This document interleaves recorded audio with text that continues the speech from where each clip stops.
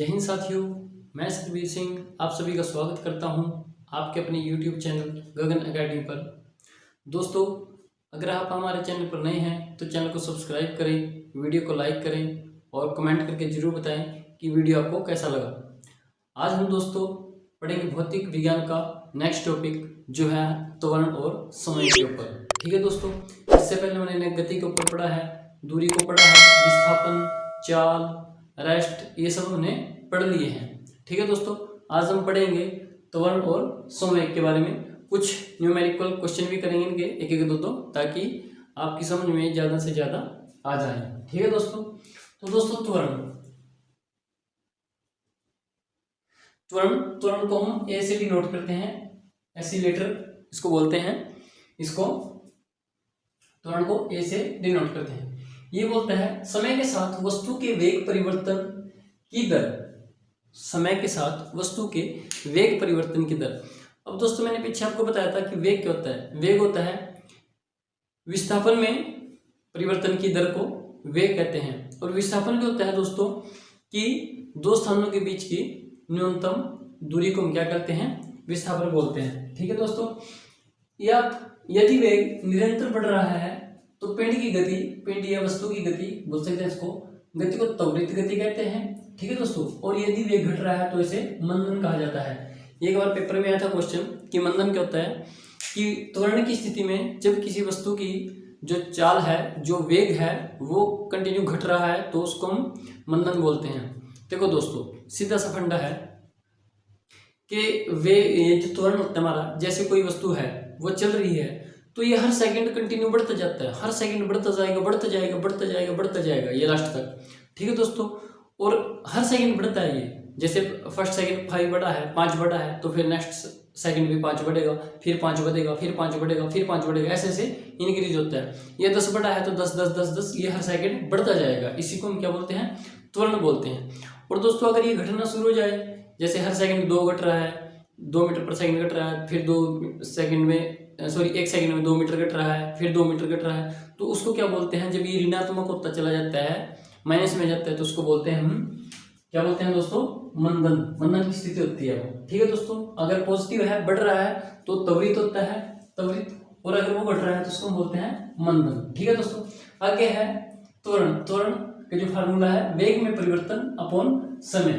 वेग में परिवर्तन अपॉन समय। वेग में परिवर्तन मतलब क्या, देखो दोस्तों, अगर कोई बाइक है, कार है, कुछ भी है, इस टाइम वो चल रही है मान ले 80 की स्पीड पे, और कुछ टाइम के बाद उसकी स्पीड हो जाती है 120।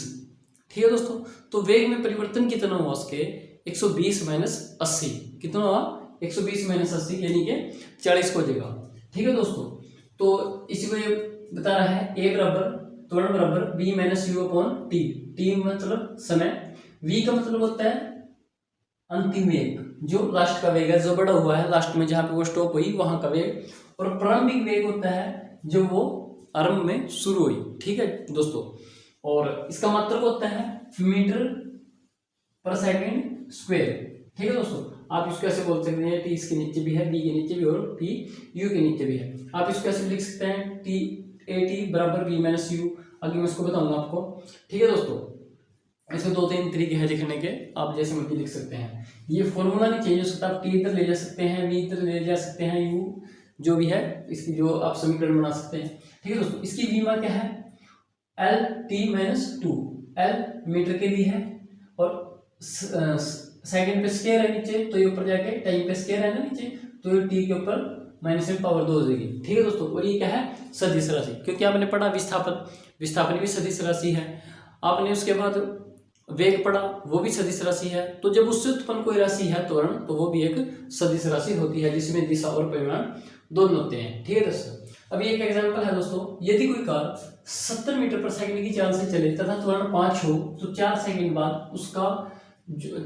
बाद उसका त्वरण कितना होगा। अब देखो दोस्तों, उसकी प्रारंभिक जो चाल है वो कितनी है, हमने इसके 3 फॉर्मूले हैं मेन।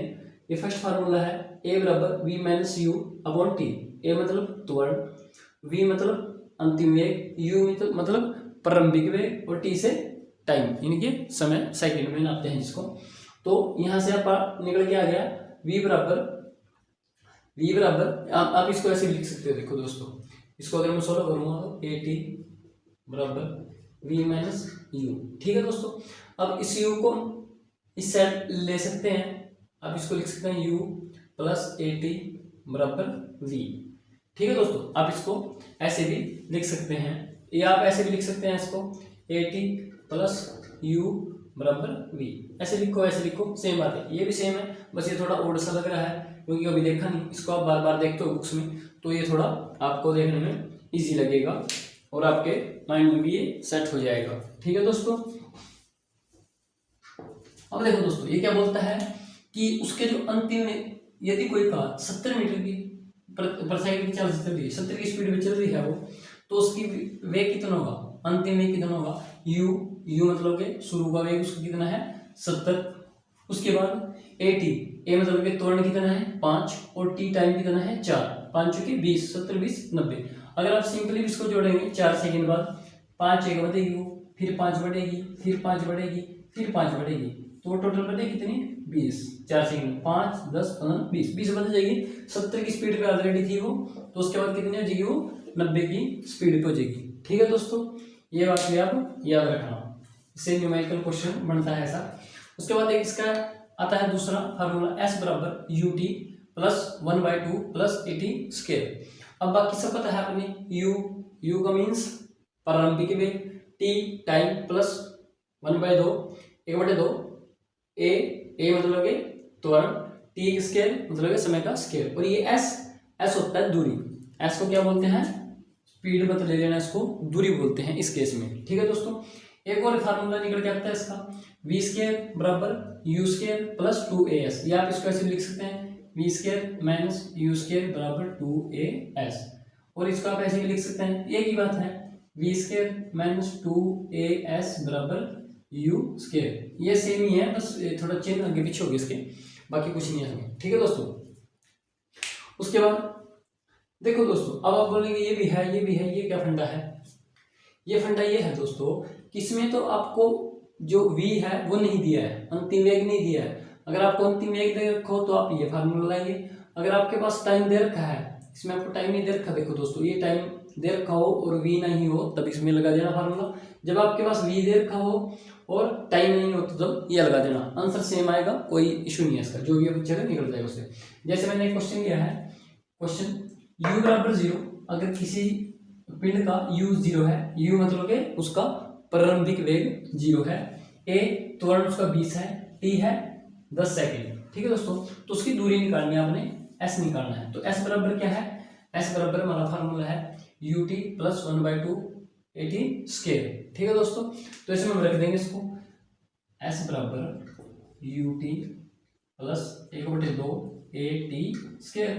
ठीक है दोस्तों, उसके बाद s तो हमें फाइंड करना है, u कितना है, u हमारा दे रखा है शुरू की प्रारंभिक वेग 0, और t कितना है, t दे रखा हमारा 10।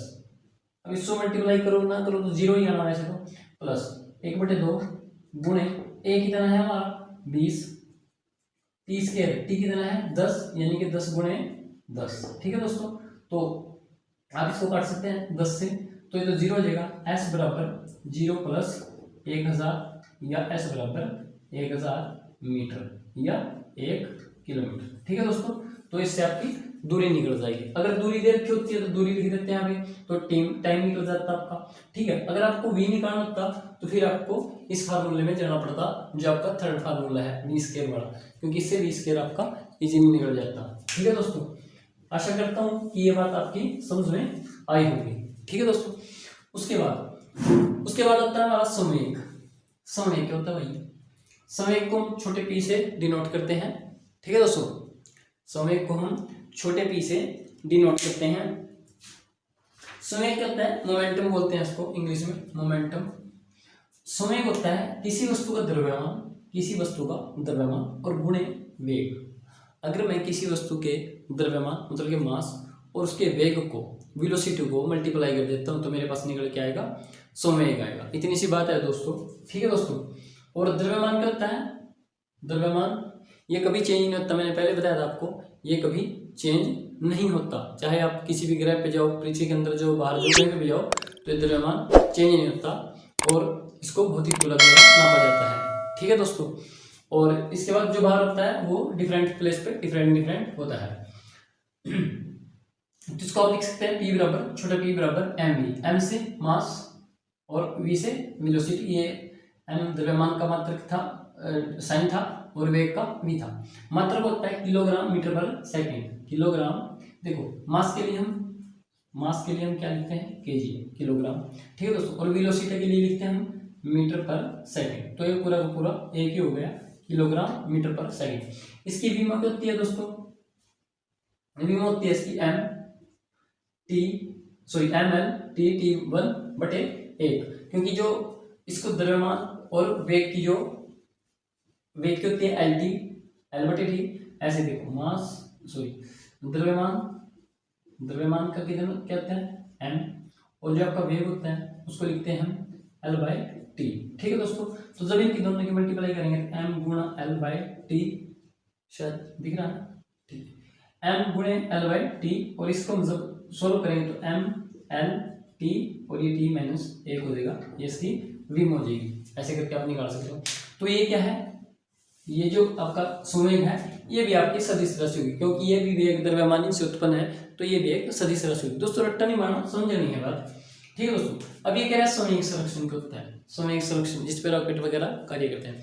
देखो दोस्तों, संरक्षण का मतलब है रिजर्व रखना, सीधी सी बात है। जैसे हम पर्यावरण संरक्षण करते हैं कि 10 पेड़ काटे तो 10 की जगह पे 10 और लगाने पड़ेंगे आपको। ठीक है दोस्तों, ये मैं मान लूँ कि मेरी एक पॉकेट में 100 रुपये हैं, ठीक है दोस्तों, और मैंने उसमें से 20 रुपये किसी को दिए काम के लिए, और दूसरी से 20 रुपये लेकर दूसरी जेब में डाल दिए, तो मेरे पास तो नहीं है। मतलब ये कहने का भाव है कि समय कभी चेंज नहीं होता यदि उन वस्तुओं पर कोई बाह्य बल आरोपित ना हो या बाह्य बल कार्य ना करे। ठीक है दोस्तों, यही बात बोलता है संवेग संरक्षण में कि 2 या 2 से अधिक वस्तुओं के समुदाय पर, चाहे 2 वस्तुएं या 2 से ज्यादा, 3 4 कुछ भी, पर कोई बाह्य बल कार्य न करे तो समुदाय का संयुक्त संवेग नियत रहता है। नियत मतलब कि जो है वही रहेगा।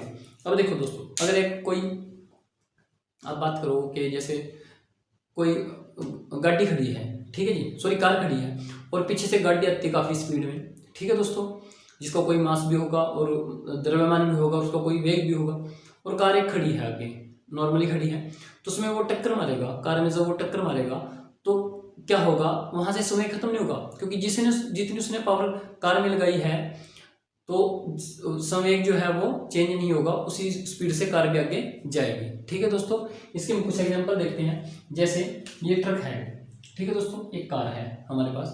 कार जो ट्रक है उसका मास है, जो उसका द्रव्यमान है वो 1200 किलोग्राम है। ठीक है दोस्तों, और जो कार है उसका जो द्रव्यमान है वो 700 किलोग्राम है। तो ये क्वेश्चन बनते हैं कि अगर ट्रक है, कार है, उसका एक का वेग कितना है, दूसरे का निकालो, या एक का मास निकालो, तो ऐसे ऐसे क्वेश्चन बनते हैं, इनसे घुमा फिरा के। ठीक है दोस्तों, तो इसमें क्या हो जाएगा, m1v1 इज इक्वल टू होता है हमारा m2v2। m1 मतलब कि प्रथम जो द्रव्यमान है किसी वस्तु का, और v1 उसका वेग, दूसरा है बराबर होता है दूसरी वस्तु का द्रव्यमान और वेग के। अब m1 कितना है 1200, मैं इसे यहाँ लिख देता हूँ 1200। v1 कितना है, v1 हमें निकालना है, v1 निकालना है। इसके बाद m2 कितना है, m2 है 700, और v2 कितना है, ये है हमारा 84। तो यहाँ से v1 की वैल्यू निकालेंगे हम 700 गुणे 84 और बटे 1200। ठीक है दोस्तों, तो इसको काटेंगे 12 7 84 49। ठीक है जी, तो v1 कितना गया 49 मीटर पर सेकंड। अब देखो दोस्तों, जो कार है हमारी वो जाएगी 84 मीटर पर सेकंड के हिसाब से आगे, क्योंकि इस पे भी तो धक्का लगेगा ना, जो ट्रक है उस पे भी तो धक्का लगेगा। ठीक है दोस्तों, तो वो कितनी स्पीड से पीछे हटेगा, 49 मीटर पर सेकंड के हिसाब से वो पीछे हटेगा।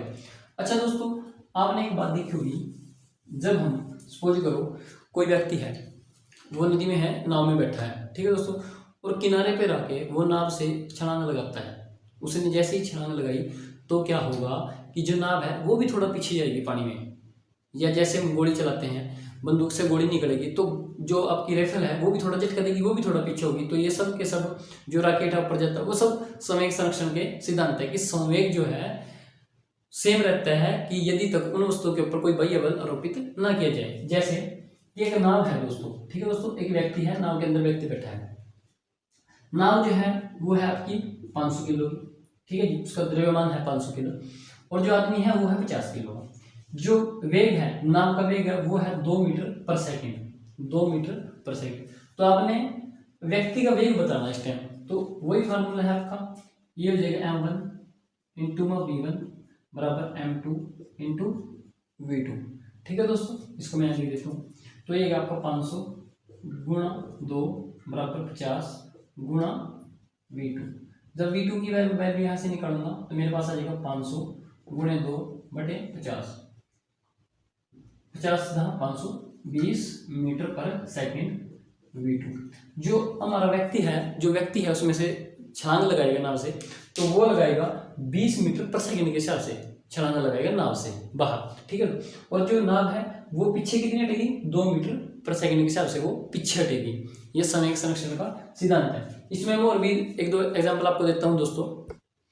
जैसे दोस्तों कोई आपकी बंदूक है, एक गोली है जिससे निकलती है बुलेट। ठीक है दोस्तों, और इसका जो मास है, बंदूक का मास है, वो है 500 ग्राम। ठीक है दोस्तों, इसका जो v है m1 v1, वो v1 है, वो आपने फाइंड करना है सपोज करो। और जो गोली है उसका मास है वो है 50 ग्राम। ठीक है दोस्तों, और जो v2 है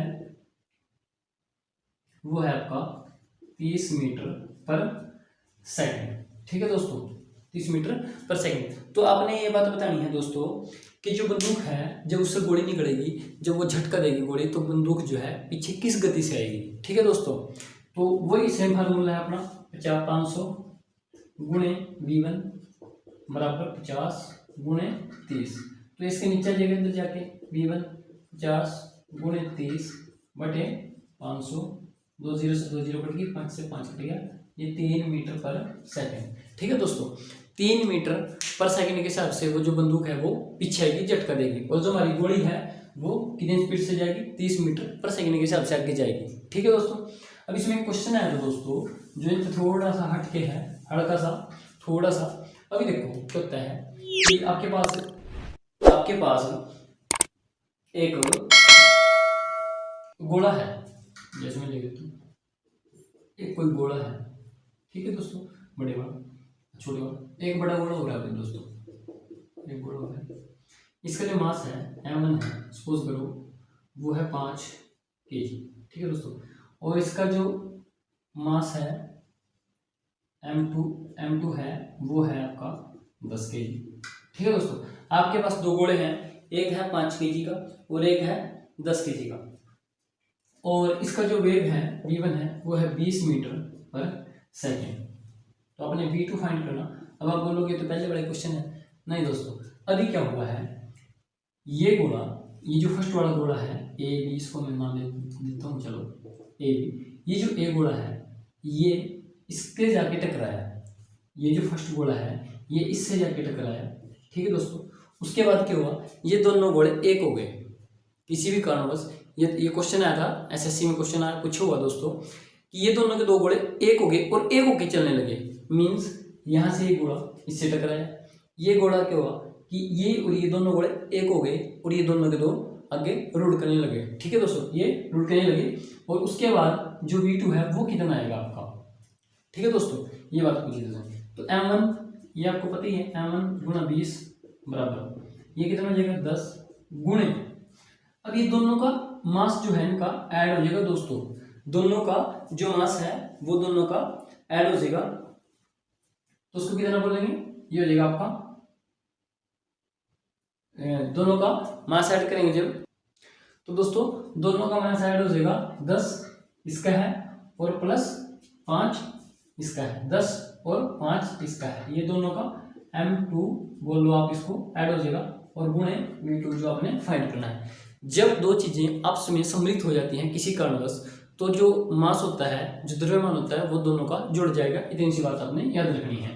तो ये 5 गुणे 20 बराबर 15 गुणा v2, ये 15 इसके नीचे आ जाएगा, यहाँ से उठ के ये 15 यहाँ पे आ जाएगा, 5 दिए 15 और 20/3 मीटर पर सेकेंड। इसको शायद आपको दिखाई ना दे तो मैं कर देता हूँ इसको थोड़ा ऊपर, इसको मैं थोड़ा ऊपर लिख देता हूँ दोस्तों। 5 गुणे 20 बराबर ये 15 हो जाएगा, 10 और 5 15, दोनों का मास जुड़ जाएगा 15 गुणे V2, तो V2 कितना हो जाएगा हमारा निकल जाएगा 5 गुणे 20 बटे 15, 5 3 15, 20/3 मीटर पर second is equal to V2। तो यहाँ पे आपकी जो वैल्यू आएगी निकल के V2 की वो आ जाएगी आपकी निकल के 20/3 मीटर पर सेकेंड। ठीक है दोस्तों, तो हमने ये बेसिक समझा है इसका कि त्वरण क्या होता है कि अगर कोई वस्तु लगातार कंटिन्यू बढ़ती जा रही है, हर सेकंड बढ़ती जा रही है, सेम स्पीड से बढ़ेगी दोस्तों।